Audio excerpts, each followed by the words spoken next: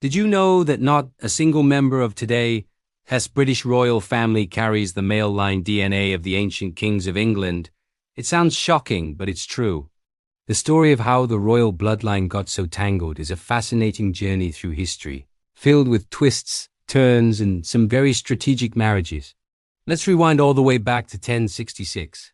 After the Norman conquest, the English throne was held by a succession of powerful dynasties: the Normans, the Plantagenets, the Lancasters, and the Yorks.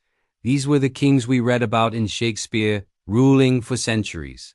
But the direct male line came to a dramatic halt with the end of the Plantagenet era. The Wars of the Roses saw the last of these kings fall, paving the way for a new family, the Tudors. Henry Tudor, who became King Henry VII, had a claim to the throne, but it was through his mother, Margaret Beaufort. He cleverly married Elizabeth of York, from the rival house, to unite the kingdom and strengthen his position. This was a major shift. The crown was no longer passing strictly from father to son in an unbroken chain. Instead, it started traveling through female lines and strategic alliances. Then came the Stuarts. When the formidable Queen Elizabeth I, the last of the Tudors, died without an heir, the crown passed to her cousin, James VI of Scotland. He became James I of England, uniting the two kingdoms. This was another huge jump, bringing a Scottish dynasty to the English throne. The Stuarts' reign was turbulent, marked by civil war and revolution, and it too would eventually come to an end without a direct Protestant male heir.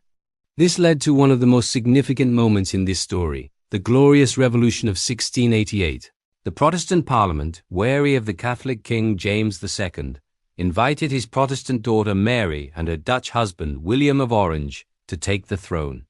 When they died childless, the crown passed to Mary's sister, Queen Anne. Anne had many children, but tragically, none survived to adulthood. Facing a succession crisis, Parliament passed the Act of Settlement in 1701. This law was a game-changer. It bypassed dozens of closer relatives who were Catholic and declared that the crown would pass to a distant German cousin, Sophia of Hanover, and her Protestant descendants. Sophia was a granddaughter of King James I, connecting the line back to the Stuarts, but it was a very distant connection. When Queen Anne died, Sophia had already passed away, so her son, George, Elector of Hanover, sailed to Britain and was crowned King George I.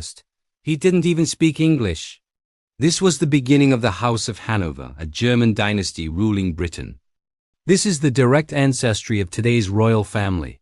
The famous Queen Victoria was a Hanoverian, but the name changed again.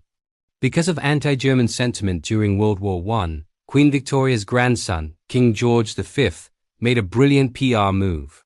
He dropped the German family names Saxe-Coburg and Gotha, which came from Victoria's husband, Prince Albert, and adopted the very English-sounding name Windsor in 1917. And that's the name the royal family has used ever since. So, from the Plantagenets to the Tudors, the Stuarts, the Hanovers, and finally the Windsors, the royal bloodline is less of a straight line and more of a complex branching tree.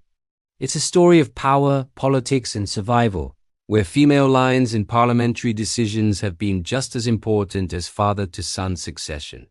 The modern royal family is a testament to this incredible and tangled history.